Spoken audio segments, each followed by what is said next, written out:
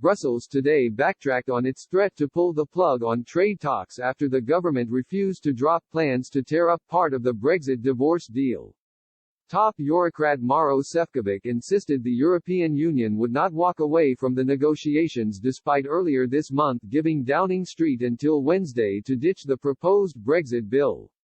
But the European Commission Vice President said the bloc would not drop its plans to haul Boris Johnson in front European judges over alleged breaches to last year's withdrawal agreement.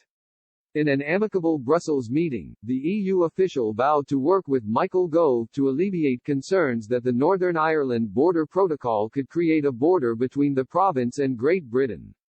In a news conference after today's meeting, Mr. Šefčovič admitted the deadline he set, number 10, would pass without any action taken against the government.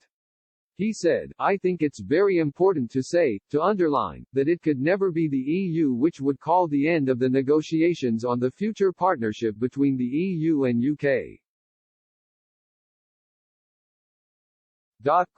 Mr. Šefčovič pledged to use the remaining time before the end of Britain's transition from EU rules to end the row over the divorce pact.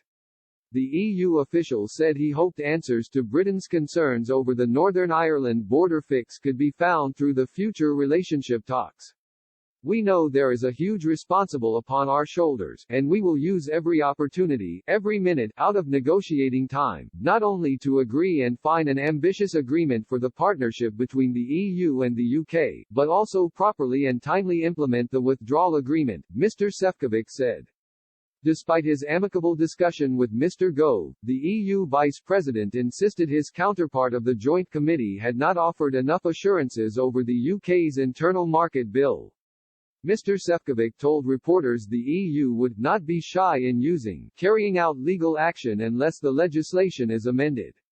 He added, "When we will do it, how we will do it, proceed, you will have to give us a little bit of time and we will inform you." Speaking after the meeting, Mr. Gove insisted Brussels should not be worried about the government's Brexit bill.